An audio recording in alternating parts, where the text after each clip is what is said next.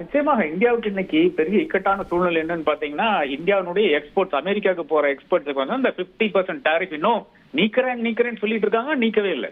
அப்ப அதற்கு ஒரு புது மார்க்கெட் தேவைப்படுகிறது. அதே மாதிரி இந்தியாவினுடைய பெரிய ஒரு டிராபேக் என்னன்னு பாத்தீங்கன்னா, இந்த ரசாலே ரக விமானங்களுக்கு நேர்பட்ட அந்த செட்பேக்.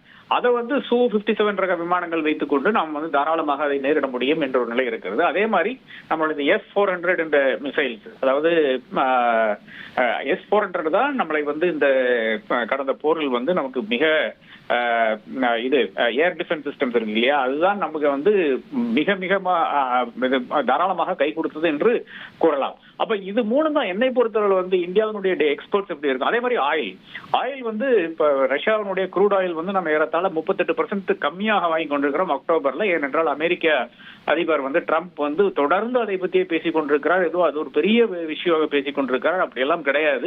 அப்படி இருந்தால் கூட அவர் வந்து இன்னும் அடுத்ததாக ஒரு சாங்ஷன் இம்போஸ் பண்ணக்கூடாது, இல்லை என்றால் நம்மளுடைய அந்த வர்த்தகத்தை வந்து அப்படியே முழுசாக ஸ்டாப் பண்ணக்கூடாது. ஏனென்றால் எல்லாமே வந்து இன்றைக்கு இருக்கிற பிரச்சனை என்னன்னு பாத்தீங்கன்னா, என்டையர் பைனான்சியல் வேர்ல்டே வந்து அமெரிக்கா மூலியமா, நியூயார்க் எக்ஸ்சேஞ்ச் மூலியமாக தான் நம்மளுடைய இந்த பேங்க் டிரான்ஸ்பர்ஸ்ல இருந்து எல்லா விஷயங்களும் அந்த வழியா தான் நடக்கிறது. அப்ப அதை வந்து அவர்கள் தாராளமாக டிஸ்டர்ப் பண்ணலாம். அதை டிஸ்டர்ப் செய்திருக்கிறார்கள். ரஷ்யாவுடைய கேஸ்ல டிஸ்டர்ப் பண்ணியிருக்கிறார்கள். புதின் ஒரு வார் கிரிமினல் என்ற அடிப்படையில் வந்து நாம் பார்த்தோம், ஐரோப்பாவில் இருக்கின்ற 3 அம்பாசிடர்ஸ் வந்து இவருக்கு எதிராக ஒரு கட்டுரையை வந்து டைம்ஸ் ஆஃப் இந்தியாவில் எழுதுறாங்க. அதற்கு பதிலாக வந்து ரஷ்யாவினுடைய இந்தியன் அம்பாசிடர் கூட அதுக்கு ஒரு பதிலாக ஒரு கட்டுரை கூட எழுதியிருக்கிறார். இதெல்லாம் இருக்கு. ஏன் இவ்வளவு போக்கஸ் வருதுன்னா வேற ஒன்றும் கிடையாது.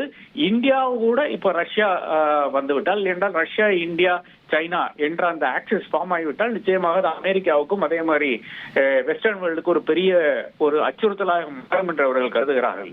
அதுதான் என்னை பொறுத்தவரை ஒரு இதையெல்லாம் தாண்டி, அதாவது இந்த இம்மீடியட் விசிட்டை தாண்டி இருக்கின்ற விஷயங்களாக நான் காண்கிறேன்.